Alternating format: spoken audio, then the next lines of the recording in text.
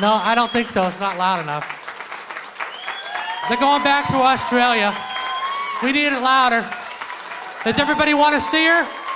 Who's here to see Gigi Edgley at Farscape? Ladies and gentlemen, Chiana, Gigi Edgley from Farscape.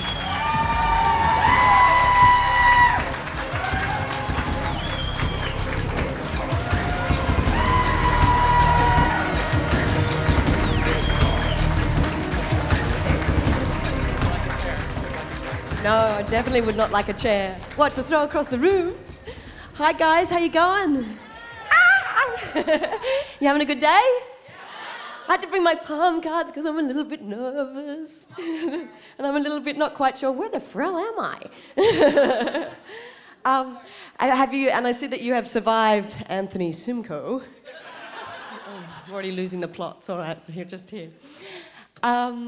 I thought maybe a good way to start off is to thank you all so much for having me here today and the rest of the Farscape cast or the rest of our mob. And I thought a little interesting story which you might be interested in finding out is how I found out how the show ended. Yes? Right. I was picked up at 4 a.m. in the morning, as aliens often are. And it was my last day of shooting before the big Chrissy break, so we were expecting to finish anyway. And I got painted head to toe, so grey all over, wig, the whole shebang, contact lenses. Have you guys seen episode 17 yet? Sure, lucky. I could have been fired again. So they did me all up, and we went on to shoot the 2 scenes. And then I had this huge break to get touched up because as soon as you put all the makeup on and you, go to the toilet, try to pick up a cup, try to do anything, there's just white paw prints everywhere and it's like constant touch-up. So you've got people poking and prodding you all day. And then you walk on set totally pretty much nude and they say, well, where do we put the mic? And I'm like, no. I don't think so. I'm sitting in my trailer and I had about 4 hours to wait and I'm standing there like this because you can't sit down because you're painted it all over. And I thought, oh, this is ridiculous. I'm a bit nervous about this scene and I really want to do it well and it's my last scene before the break, so I'll put on a bit of music. So, don't sweat though, but just dance, but don't sweat. And I'm dancing away to D'Angelo and I hear this knock. And I think it's Claude, I think, because quite often Claude and I share the same trailer, there's just a small wall in between us, and she usually bangs on the wall because I'm too loud. I'm going, sorry for disturbing the peace. Claude, did I wake you? And it was actually my makeup artist, and she opens the door, and she goes, oh, listen, love, that's it. I said, what's it? She goes, that's it, it's over. What's over? It? It? What? It. What? It's a hard rap. What's a hard rap? That's it, no more show, it's all over. I said, yeah, of course it's over, we're going on Christmas break. She said, no, that's it, they've pulled the plug. And I said, oh, listen, man, you've been playing with the hairspray again, what's going on? She goes, I promise you, that's it, show's over, kid. And I'm standing here like this, as to not sweat, just... And I'm thinking, is she serious? What's going on? Am I unemployed? What am I going to tell my dad? Is the dole office open now? Shit. And it was really the most bizarrest thing. It was like losing a really close friend. It was like, one of your family sort of just disappearing out of your life because it's 4 years of 16-hour days. And working, on roughly 4 or 5 hours sleep. So you really experience everything and anything with these people. So it was very, very bizarre. And usually at lunchtime, I get picked up at about 4 a.m. in the morning. So I drive in looking at the stars and I always make a wish. And then I get taken to the makeup room. 3.5 hours later, come out of makeup, go into my trailer, put my costume on, come out, go to set, and the whole day you spend inside in warehouses or makeup rooms, and then you get picked up and taken home in the dark, wish on a star. So it was really, really odd, and this time I thought, I've got to come out of my trailer because I need to spend my last lunch with these people. So we hopped in the minivan and I can't sit down, so there's like 12 makeup artists and Claude and I are just staring at each other like this, like having no idea what to say to each other. And we get down to lunch and we're putting the food on the plate. I'm going, think like a camel, guys, it's the last free feed we're going to get in a while. As I'm handing my resume into the caterers. And then at this point, I think, no, this is what I think. Skilled you have become, much to learn you have. I watched Star Wars last night. Yeah, so that's the sort of story of how it all happened. And I went back to my trailer after lunch and they gave us the official word and said, thank you very much. Unfortunately, everyone, the show is over. We weren't going to tell you until the end of the shoot day, but it looks like everyone's found out. There's people going...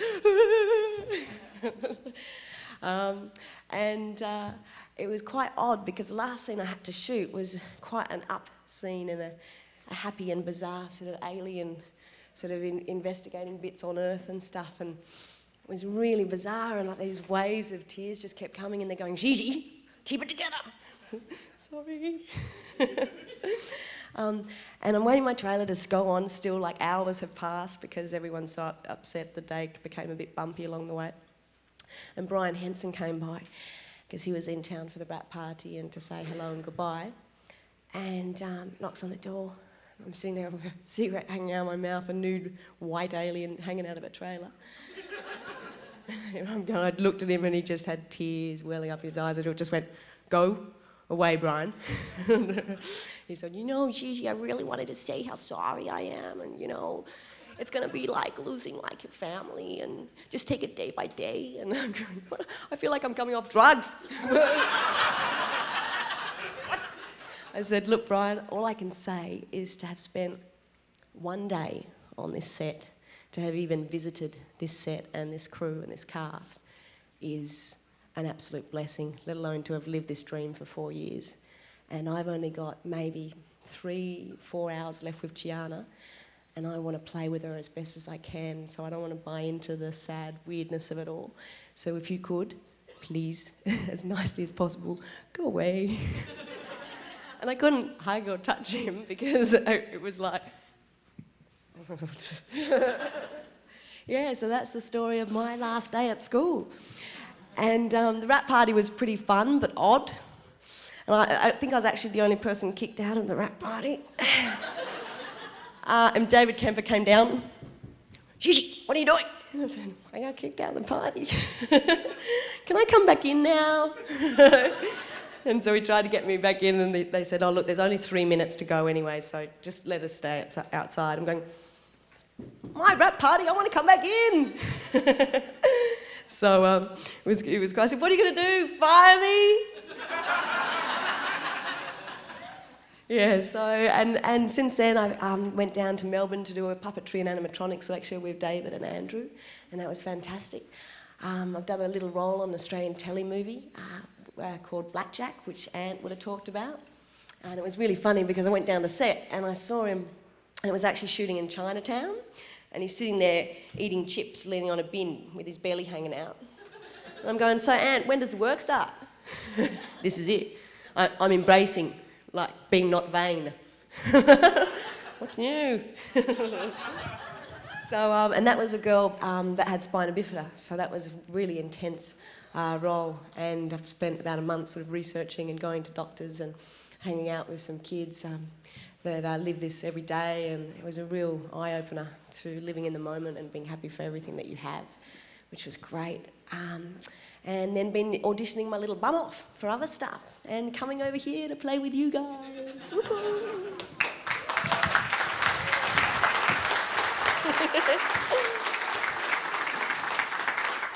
So now, Gigi, shush. Any questions?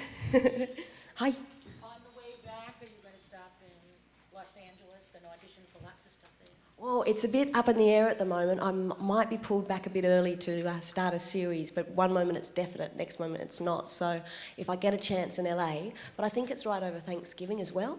Is that in a couple of weeks? And I always seem to come, like the last time I was here was, no, the last time I was in LA was September the 11th. And I got my first decent sort of role to audition for, and everything happened. I'm going, why is it that I always walk into these fantastic situations, or not so fantastic situations, and big learning experiences? But I hope to see a few agents and do the run around and try and get the glitter out of my hair in time and look respectable and stuff. Thanksgiving, you can always come to mine. Woohoo! Mummy made meals.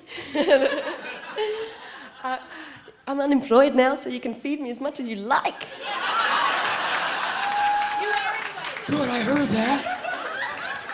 You are definitely invited. Thank you.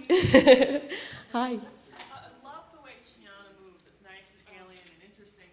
Why don't any other Nabaris, wrong show. Why don't the Nabaris move that way? Because we're all very different aliens, the director said. I'm not even quite sure why some Nabaris have a mid-Atlantic alien accent and some have an Australian accent. And then even Chiana in the first series. Do you guys know the shenanigans that happen about the accent in the first? Yeah. Well, it was my second day on set, and I got told to go up to the line producer. And I'm going, line producer, what's a line producer? They're going, it's someone important, okay. Do my hair. Raised up, and I went, okay, they'll either really, really like me, or I'm going to be eating KFC again. And more KFC. So I'm wandering up, and I'm thinking, white light, man, bringing all my fairies with me to give me good luck.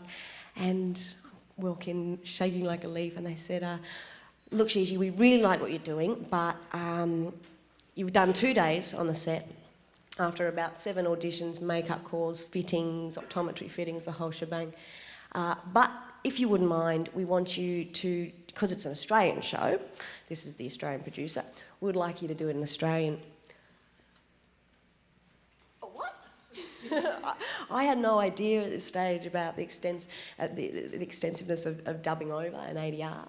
And I went home and cried, and all my roommates thought I'd lost a family member.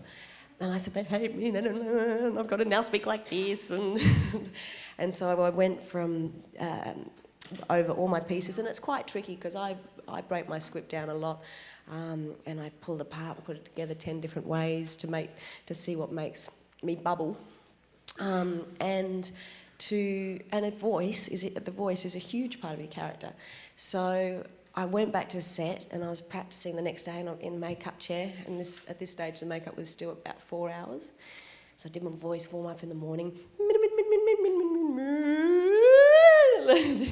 2 weeks later we got evicted for strange noises coming out of our backyard.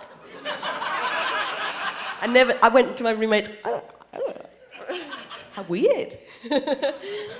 And I'm sitting there going, Frau, you. And the makeup artist said, what's going on? What's going on with the accent? I said, no, Richard said I had to do it in Australian.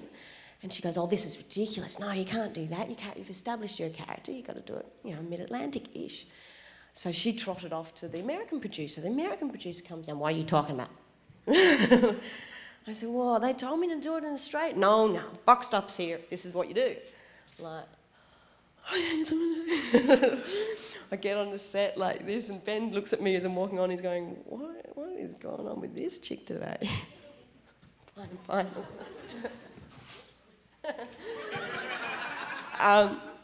And so on it goes in American, and the director goes, what's going on? And he's an Aussie. And I said, he goes, where are you? Are you Australian, English, Cockney? What's going on like this? I said, well, no, they wanted me to be this and that. And he goes, look, do what you're comfortable with. And I said, I don't know anymore. So I started doing it in American again and was stopped halfway through the scene, and it went back and forward 7 times within one day. Because that's the problem you get with international shows, because it's made in Australia. It's a largely based sort of Australian crew. There's a few Aussie writers. There's all Australian directors. Then, they want to claim it, so it's sellable to Australia. And then it's got the international base, and it's also got Henson's behind it. So there are a lot of voices of opinion, and you don't know, it's so hard to know who to listen to. 3 bags full, sir. Especially at that early days when you're coming in and, I'm asking, I came in and they said, look, you can get some body therapy because you're standing like this the whole time. I said, yes, therapy, sounds good. And so I went up to the props girl who looked very similar to one of the producers and I said, excuse me, I was just wondering about those massages. Do you know who I'd ask them? And she's like putting alien couscous into a bucket, looking at me like, what, love? And I've asked the wrong person again.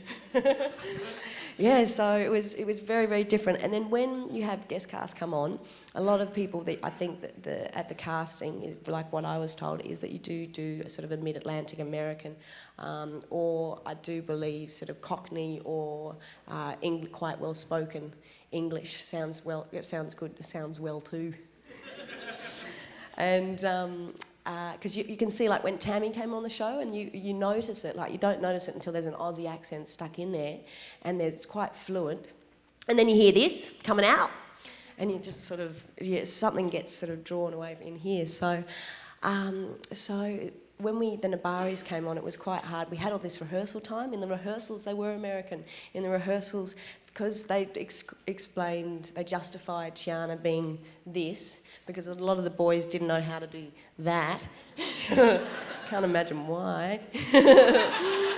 And they justified it as them being the mind controlled the collars and stuff like that. So they were much more sort of, sterile, much more not as lively and as how do you say, cat-ish? I don't know. People just describe her as a feline sometimes or a bird.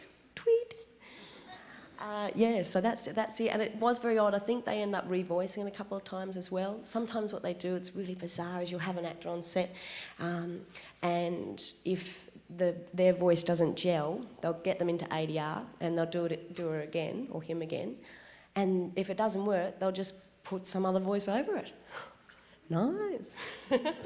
and until the show sort of melds together. So that's why. And when I spoke to Rowan about it, I said, look, he's my brother. And I think even though, we've been on lots of different journeys and it can be a little bit here and there, I think we should still have, a similar theme running through. That was also like at the end of series 1, I ended up doing the whole rest of the series in Australian. And then that line producer left, the Australian line producer left. And Andrew Prowse came up to me and he said, Gigi, you've got a bit of ADR to do. And I said, what do you mean? More than usual? He said, yes. I said, right, why is that? Because we want you to dub over the whole of Series 1 in Mid-Atlantic. You pricks. Pardon me. No, it's just so hard because, and because you're running on so little sleep and it's a lot of character work, you really want to you don't even want to think about your voice. That's you want to think about your whole reason for what you're doing there in the scene and your larger sort of emotional arc. So it's kind of upsetting when that kind of stuff happens. So I went into the ADR room and dubbed over as much as we could for time and money. And then there's still these moments, and they said, look, we'll just tell you what lines you need to dub over in Mid-Atlantic. And I'm like, huh? And then was watching some of the episodes through, and she goes from this to this. And I said, can you please put a note at the bottom of the episode, Gigi Edgley did not know that this was going to happen. Really, she can hold an accent sometimes. Questions? Hello. Hi there. A bunch of little things to say. Yes, I am enjoying the versatility of Chiana. But I also noticed a great job you did in The Beastmaster. I did see that. Strapped to a pole again. I'm quite versatile. The next little thing is, did you find it? Yes, I did find it. And the last thing is, like light chocolate or dark? Just chocolate in general. Not the diet stuff. And donuts. Donuts. I'm banned from going down into the mall. I was going to quickly run down before my talk, but I was being watched quite closely. There's a Dunkin' Donut shop down there. I'll be back in a second. Yeah. It was fantastic because Beastmaster and Lost World, because it fitted perfectly into the break of Farscape. You'd finish Farscape, and then a couple of days later they just said, do you want to do an episode on Beastmaster or Lost World? And I'd say, well, where's the audition? They say, don't need to, we know what you can do, and they'd just fly you off to the Gold Coast, pardon me, which is where all my family live, which is great. And they put you up in a lavish hotel. I'm like jumping on the bed. Ow! It was really funny actually when last time I came over and went away with my sisters to Italy to my dad's ex-girlfriend's wedding. We've got a bit of a weird family. And then after that I kept going. I was meant to do the gig with the video game. And I'm sitting in Italy and I've budgeted my whole tour around this, appearance fee. And I'm sitting in a little Italiano sort of cafe trying to unstick the keys and try and figure out what letters what. And then I look at my email and they said, oh, by the way, we can't afford you at the gig on such and such. And you going, what do you mean you can't afford me? I was going to pay you.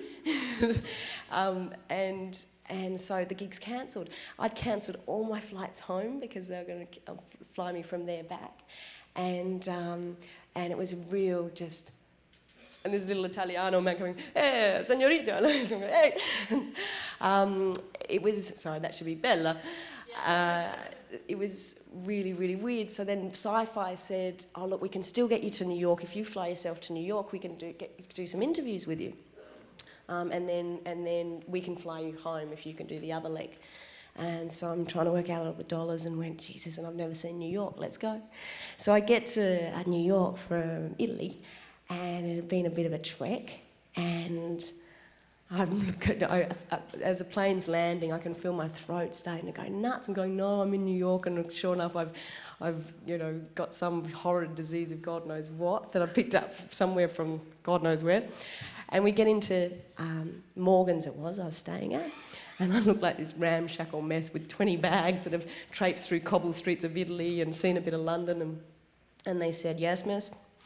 And I said, oh, I'm Edgley, and I'm booking in. No booking, sorry. No, really, I'm there somewhere. And for an hour we tried to find my booking and it wasn't there, and there were these very la-di-da, beautiful women with lots of hair and lots of gorgeous, spunky men on their sides, and here I am looking like this rat bag, something that the cat dragged in. And then they said, sorry, no booking, you're going to have to go somewhere else. And I rang the lady, and the lady wasn't at the office, and so at this point, I just go... I just couldn't hold it. It had been like a 3-week trip and everything had fallen apart, and then they went, all right, we can get you a room, we'll get you a room.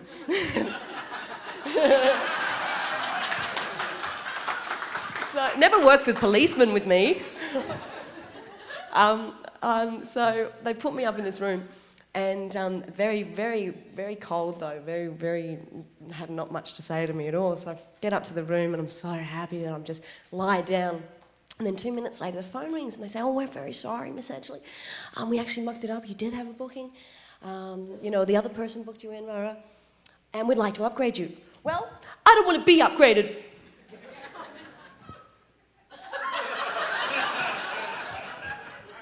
What was that? Talk about pride. You know what? Maybe I do. Tomorrow. So tomorrow they put me in this room. They gave me a Morgan's hat, which is very funny, this little cap. And they gave me like a suite that took up almost a whole floor. And I'm like... And I went downstairs to go out for a wander, and they said, oh, is everything okay? Is everything okay? I said, no, actually, it's not. They said, well, what's wrong? What's wrong? I said, well, I'm very lonely. The room is very big. Can you fix that? No, I'm just kidding. They're like sweating. I'll stop talking. Any more questions? Hello.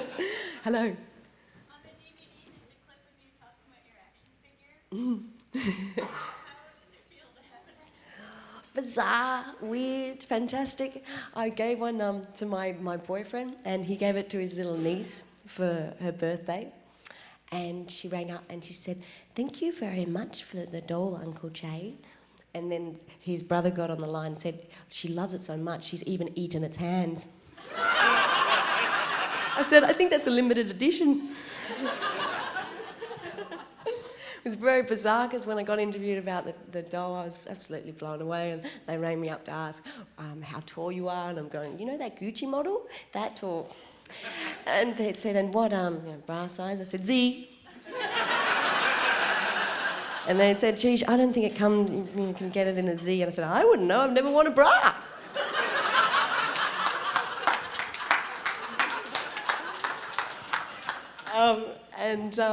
And there was this one interviewer that spoke to me, and he said, so what's it like having an action figure of yourself? And I said, well, isn't it every little girl's dream to sit in a room and play with herself?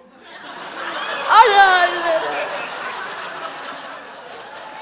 went, not like that, not like that. Like this. And he goes, oh, don't worry, we won't put it in there. And the headline is, Gigi Edgley comments on how it is every little girl's dream to play with herself. Dad's reading it. Mm-hmm. Nuts. So it's pretty good. But one thing that I've learned also is that, you know how in life you go, if everything would be perfect if I just got this job, or everything would be perfect if I was in a video game, or if I was an action figure, you still wake up in the morning feeling like a piece of poo. You still look in the mirror and go, oh, here I am. You know, and it's really taught me that beauty comes from within, and to trust, and that no matter where you are in life, you should be teaching and learning, and be surrendering to the moment and learning about the most smallest things, from a frangipani smiling at you to a little smile, to a wink, to looking up and staring at the clouds. Yeah. Ooh. Hello. You said that the part you're playing now, you play someone that has spina bifida. Mm-hmm. I have spina bifida. What did you think of playing that part? It was very, very intense because I spent a couple of weeks going into different people's houses and chatting, and I felt kind of weird because, you know, I'm going, look, I'm going to fire questions at you because I want to parallel it as best I can. And these girls were great. They were fantastic. And then when I went to set, the director said, look, you know, what I want you to do is at the end of the scene, I want you to get off your crutches, and I want you... And I'm going, no, this is not what would happen. She shouldn't even be on crutches if she's living at home. She's meant to be 30. She's probably got a shunt, you know. So, and if the house is messy, then it indicates that she can't. She isn't that malleable. She can't, you know. And it was very, very challenging to try and parallel it when they wanted the shot to look good, or you to be in this eye line and stuff like that. So I just went, I'm having real troubles with this. It was actually Peter Andrew-Keating that directed it, who's a very non-emotional director, and it's very hard to get anything out of him. And I'm hopeless. After a scene, I'll go, was that all right? You know, is it a pass mark? You know, C's min degrees? And it was extraordinarily tricky because I'm going, look, these people are trusting me with the information that they've given me, and it was very hard to make what I've learned and what you guys go through every day and put it into the reality of making a film. So I did the best I could with what I was given in here, and from the people I'd met, and from what they wanted. And it was only like a 2-3 day shoot as well, which was very tricky because you come on and it's really their baby. The film's, you know, and they know the bigger picture. And I said, well, I'm trusting you that you're not going to push me, so this isn't unrealistic, because it was really, really tricky. And so we'll see how we go. I'm hoping that I'm going to have good phone calls from these girls, not, what was that? Fingers crossed. Hi.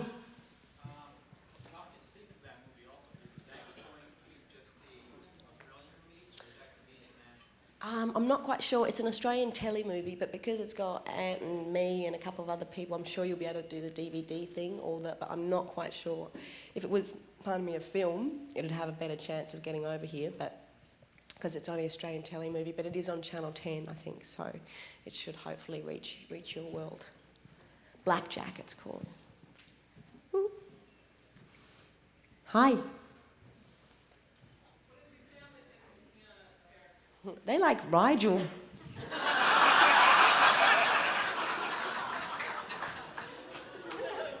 Come on, guys, please. I can do that too. My dad, I'll ring up and my dad goes, how's Farscape? My dad's Farscape, yeah, whatever. He said, and I said, well, have you even watched an episode? And he said, you speak too fast and you're painted.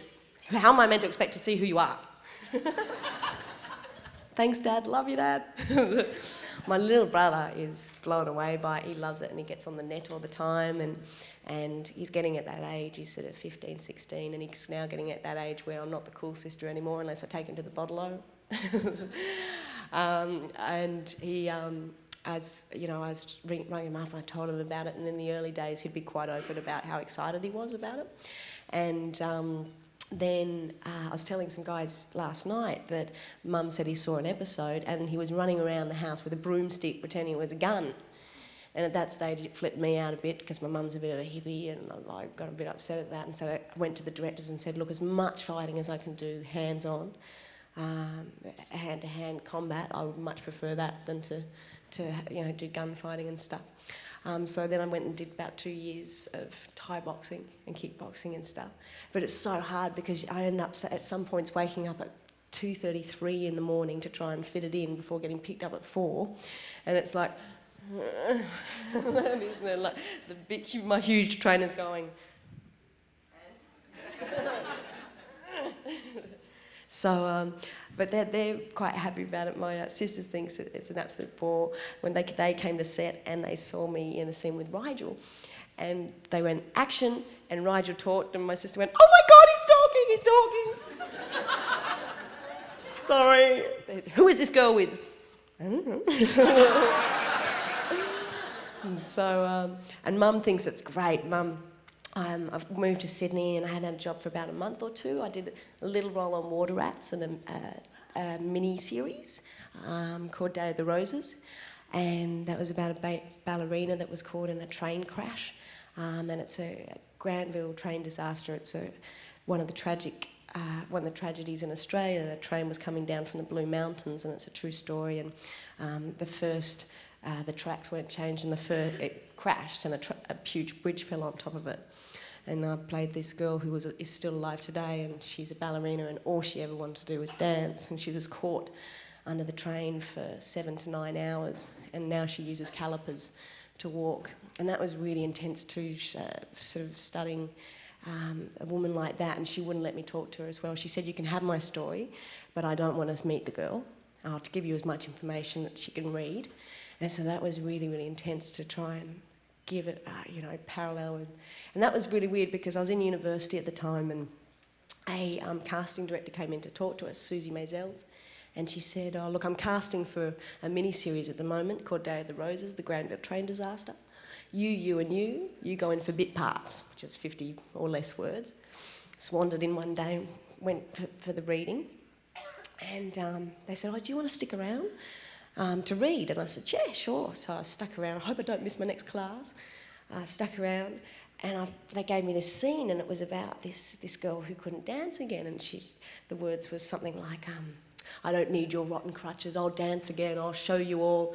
And I'm thinking, this poor actor that's got to do this, man. Bad. Like this. At this stage, we didn't realise it was a true story and stuff. Anyway, go into the room.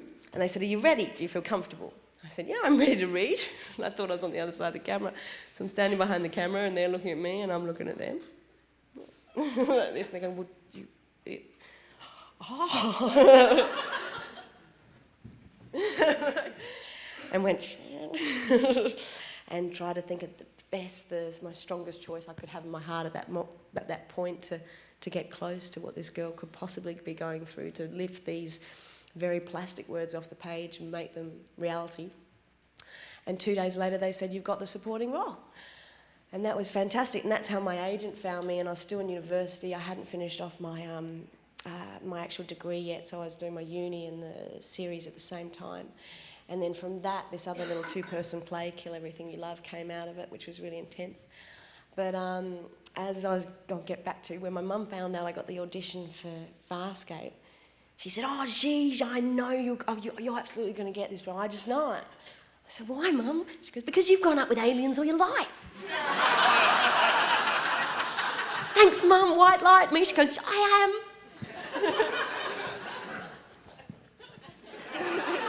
Mum used to have like Deepak Chopra and Louise Hay and Hopi Indians to come and talk. She used to own a health retreat, and she used to have these days called nitty-gritty days where, you'd come up or pondering groups and stuff.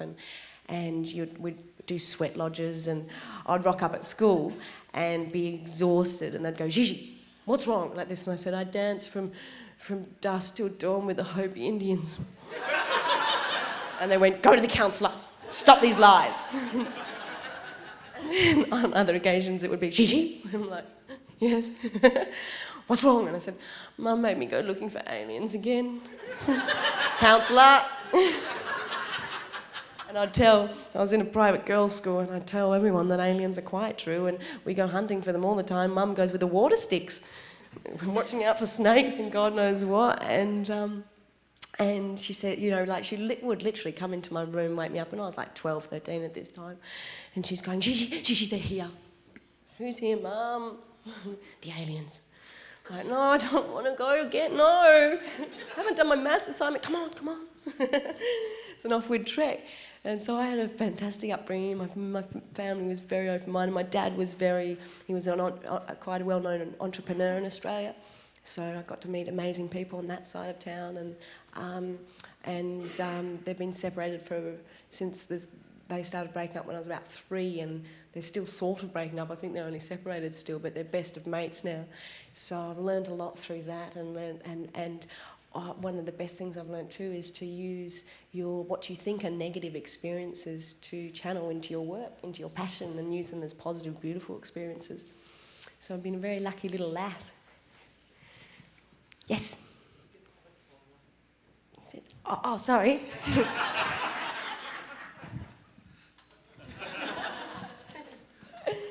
Any more questions? Hey. What was it like making the transition from a one-appearance character to a series regular? From just like a guest cast to this is, and stop me if you've heard any of these stories, guys, because I think I'm still on a plane somewhere.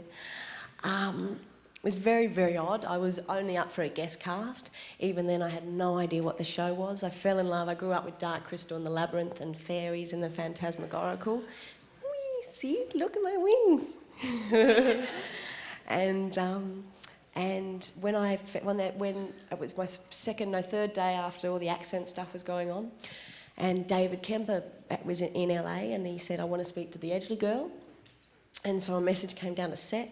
They said, Gigi, you've got to go up to the writer's office, which we call the gods, because it's sort of up above everyone, creators of our world. And I was with Ben, and I said, who's David Kemper? And he said, David Kemper's an executive producer. Yeah? Oh. Up the stairs we go. Hello?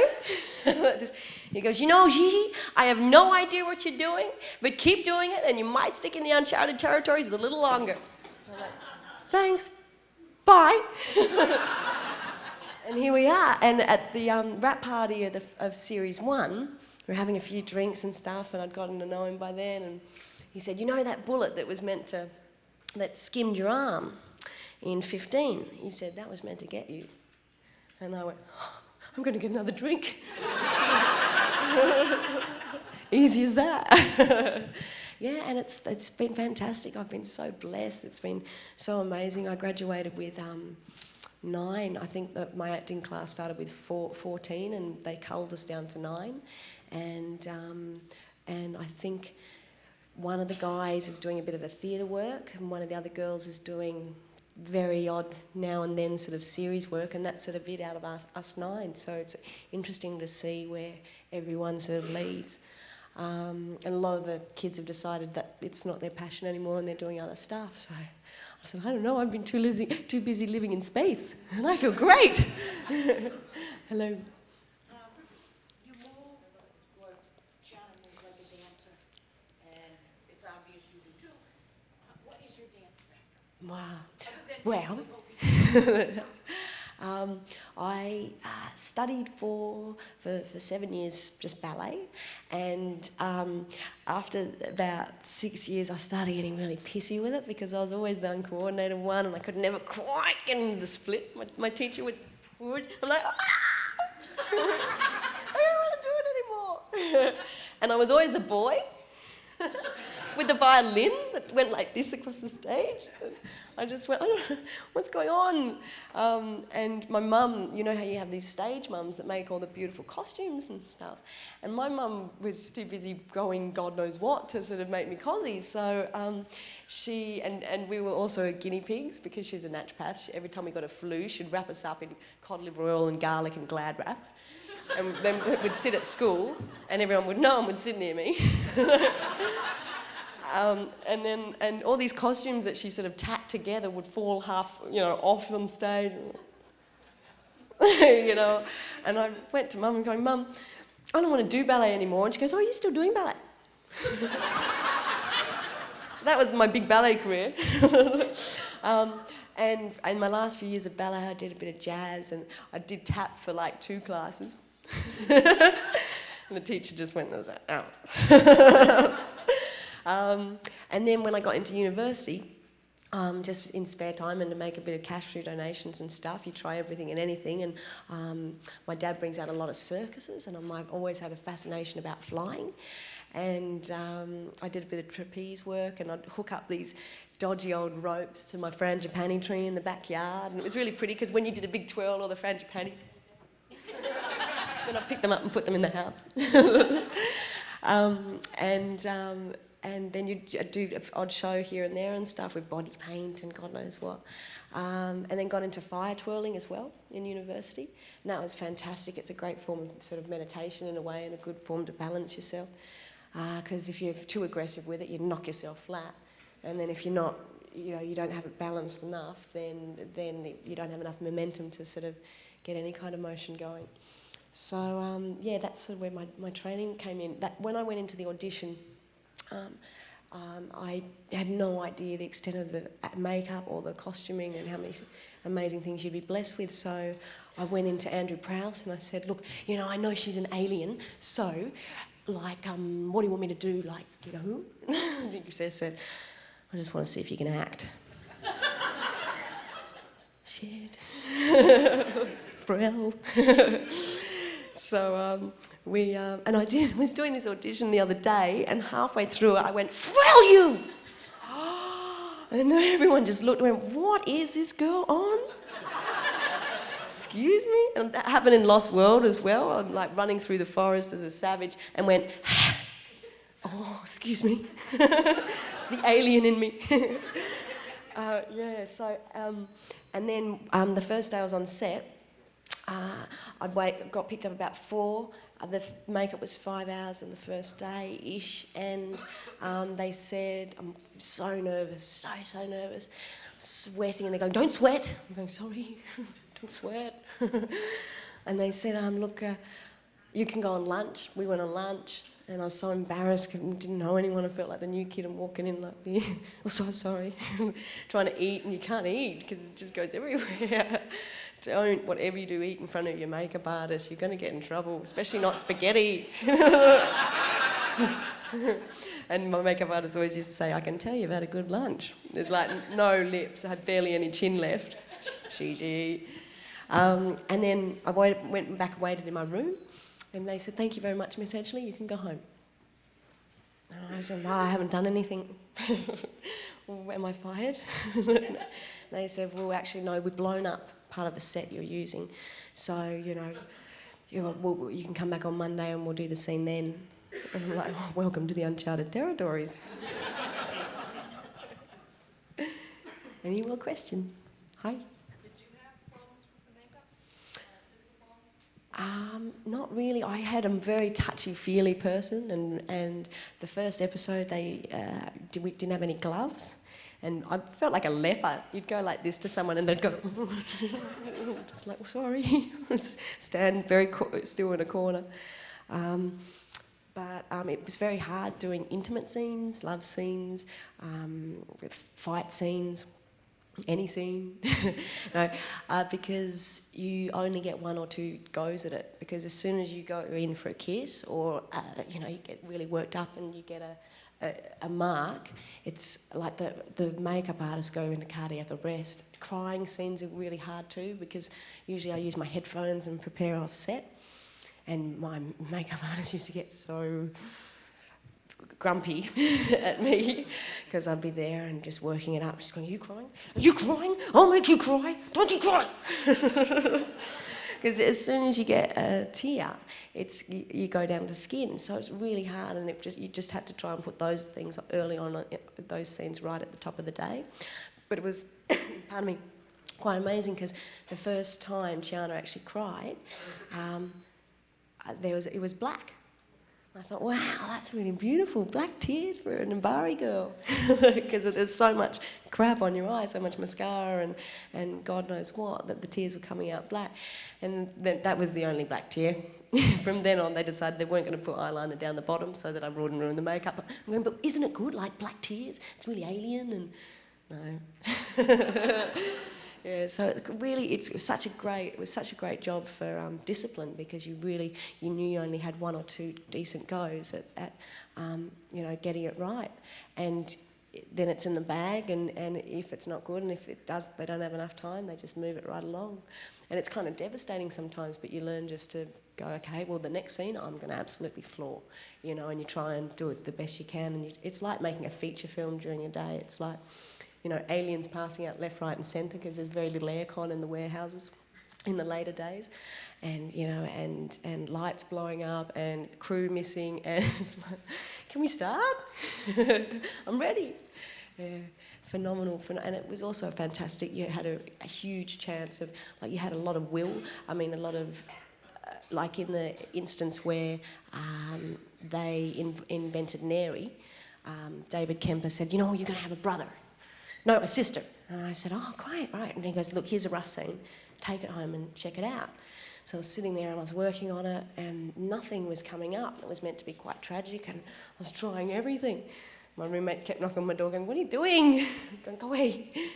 And standing like this in the mirror, trying to cry. And I rang up David and I said, oh, it's not working. He goes, keep going, keep trying. Just kept trying, and then I put my little brother that I hadn't seen for a very long time, and the tears just came, and it was all there. And I rang up David going, I've got it, can we make him a brother? Is there any way we can make her a brother?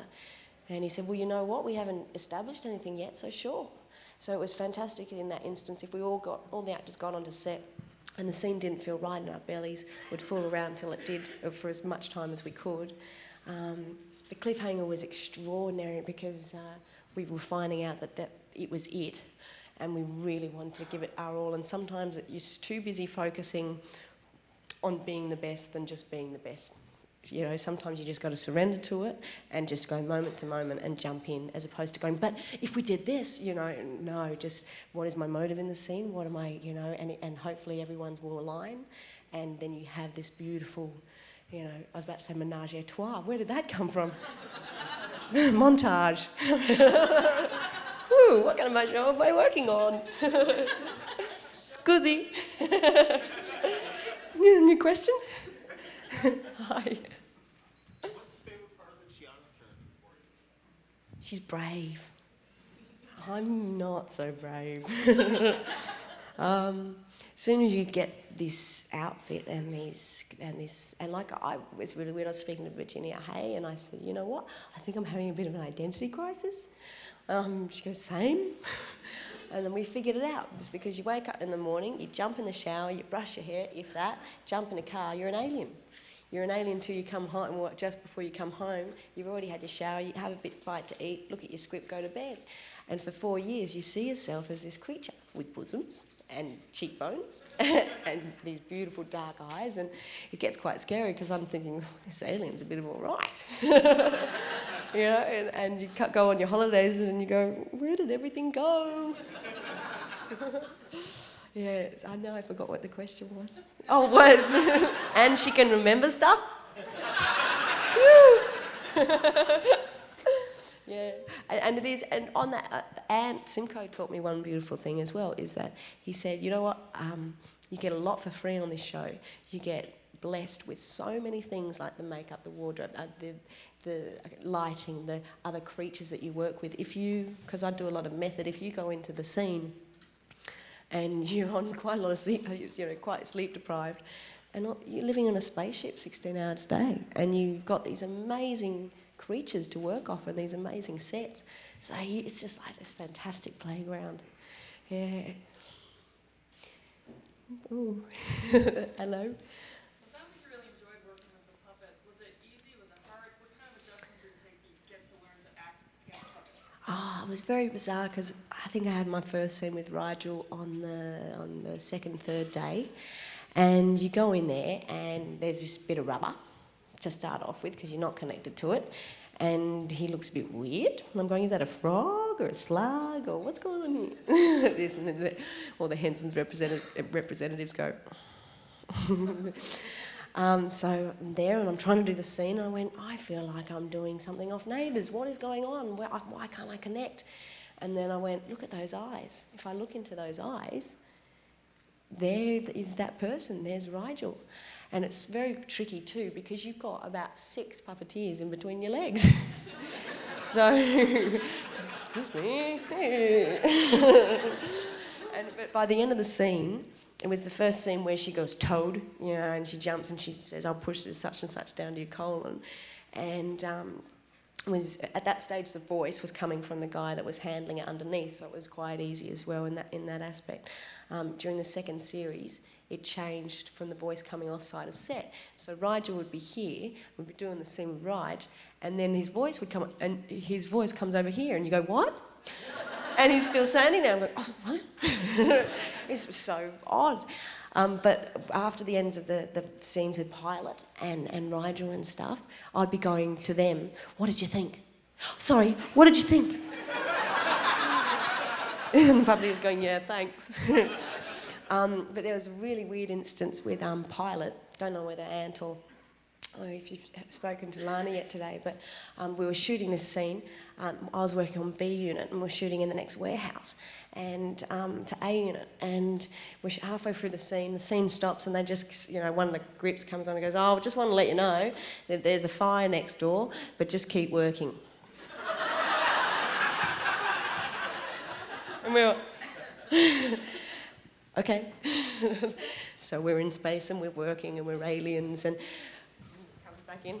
I just wanted to let you know the fire's got a bit bigger, but it's under control. I'm going, what is going on? Like this, and he comes in the next time, and everyone's going, who is it? What's going on? They said, it's actually Pilot, and you're going to have to move out. And everyone just was stopped dead and went, Pilot, is he okay? What's going on? Is he going to pull through like this? And they're going, it's all right, we're going to put the sprinklers on. Don't put the sprinklers on, Pilot will rust. But he came out okay. But it was like you do treat these creatures as family as well, and they're just phenomenal. Like doing love scenes with some of these people with 3 heads and all these tentacles and.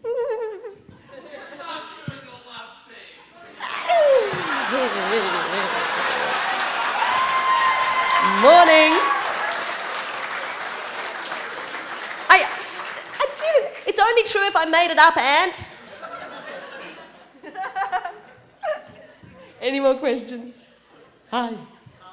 Sometimes there's a lot of rivalry and anger between the cast, between the characters.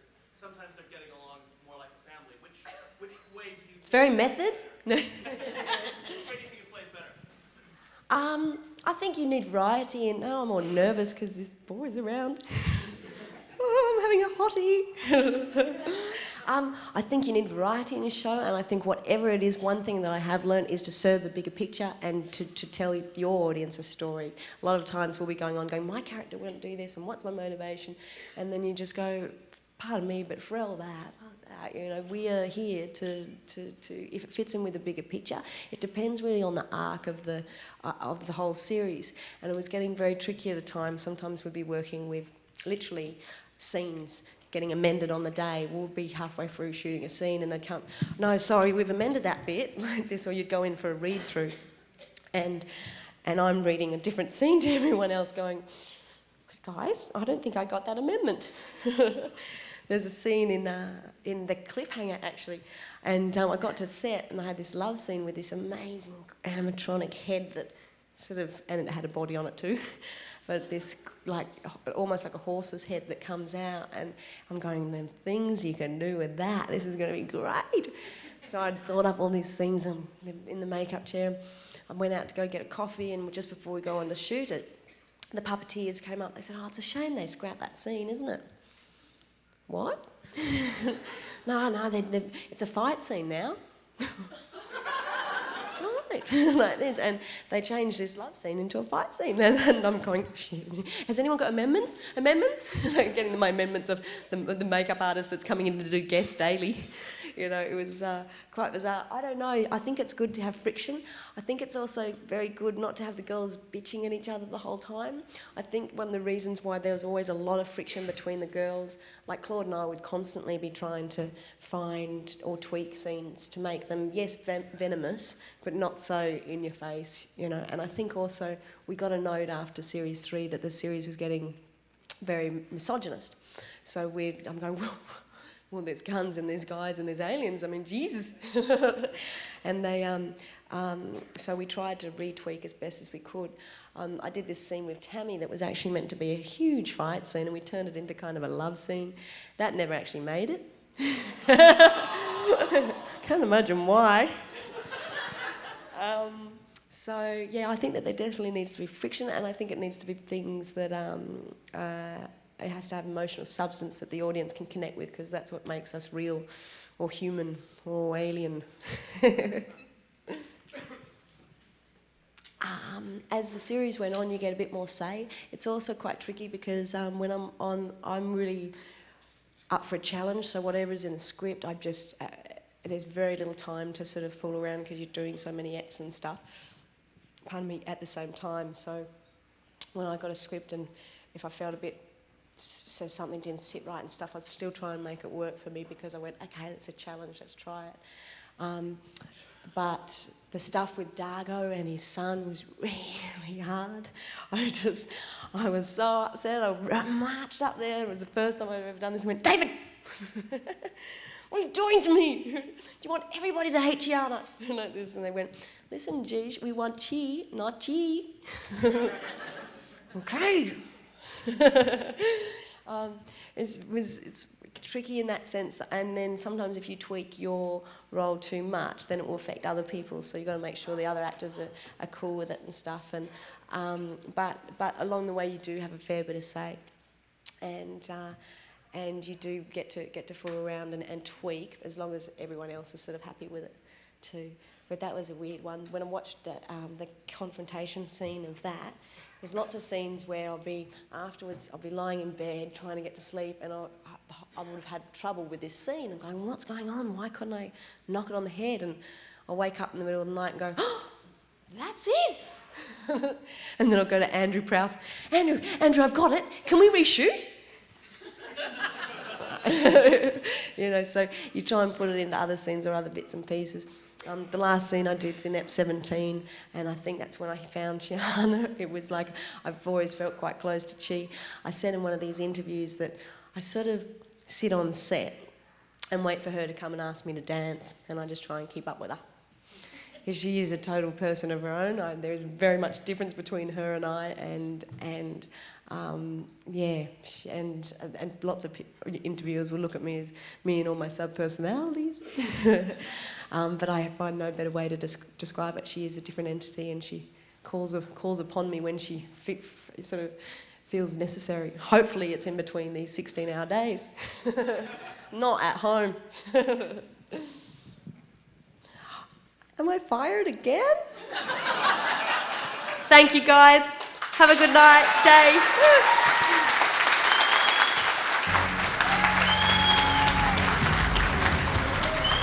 Come on, give it up for Miss Gigi Edgley. Chiana from Farscape, ladies and gentlemen.